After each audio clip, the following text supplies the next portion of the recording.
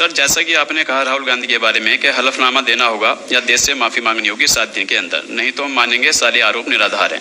अगर राहुल गांधी ऐसा नहीं करते हैं तो क्या भ्रम की स्थिति ऐसी देश में फैली रहेगी? चुनाव आयोग अपने स्तर पे क्या इस बात को कंफर्म करेगा कि जो वोटर लिस्ट हमारी है वो बिल्कुल ओके है और आरोप निराधार हैं?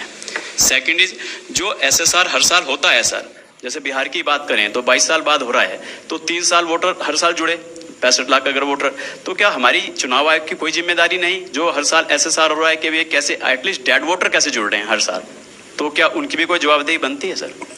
डेट्स को लेकर पूछा गया तो मैंने स्पष्ट किया था कि लोक प्रतिनिधित्व कानून के अंतर्गत जो रिवीजन होता है वो चुनाव से पहले होता है। बिहार का चुनाव 22 नवंबर 2025 से पहले संपन्न किया जाना है, क्योंकि बिहार की जो हमारी विधानसभा है उसकी कालावधि वहां समाप्त हो रही है।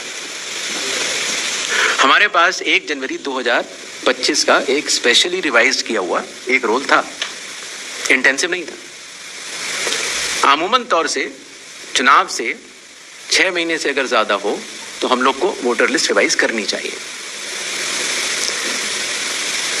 तो अगर 1 जनवरी से 22 नवंबर तक हम रिवाइज नहीं करते तो इस 11 महीने से ज्यादा के अरसे में काफी त्रुटियां हो सकती थी। अगर हम 1 अप्रैल 4 ही तारीख को हो सकता है रिवीजन कानून के तहत, 1 जनवरी, 1 अप्रैल, 1 जुलाई और 1 अक्टूबर, उन्हीं तारीखों को जो 18 साल की उम्र प्राप्त करते हैं उनको वोट का अधिकार मिल जाता है। तो अगर हम 1 अप्रैल करते तो फिर ये बात आती कि अभी तो आपने एसएसआर कराया है तो आप फिर करा रहे। अगर हम 1 अक्टूबर करते तो ये बात आती कि बिल्कुल चुनाव सर पर है।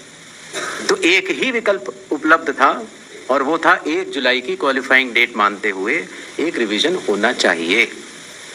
दूसरा विषय, तो इंटेंसिव रिवीजन क्यों, एसएसआर क्यों नहीं? ये बात मैं आप भी तो कह रहे हो कि एसएसआर में इतना गहन परीक्षण नहीं हुआ, इसीलिए कई त्रुटियां पाई गई जो कि अब इन्यूमरेशन फॉर्म से आ रही हैं। दरअसल एसआईआर ही तो है जो इन सारे आरोपों का जवाब है। अगर एसआईआर में सब लोग मिलकर, सारी राजनीतिक पार्टियां मिलकर, अगर मतदाता सूची को शुद्ध बनाने के लिए, राजनीतिक उद्देश्यों से परे जाकर राष्ट्र निर्माण के लिए, राष्ट्र सेवा के लिए अगर मतदाता सूची को शुद्ध बनाने के लिए काम करना चाहें तो आज भी बिहार में 15 दिन बाकी हैं और चुनाव आयोग उन सभी का शुक्रगुजार रहेगा जो मतदाता सूची शुद्ध करने के लिए अपना योगदान देंगे।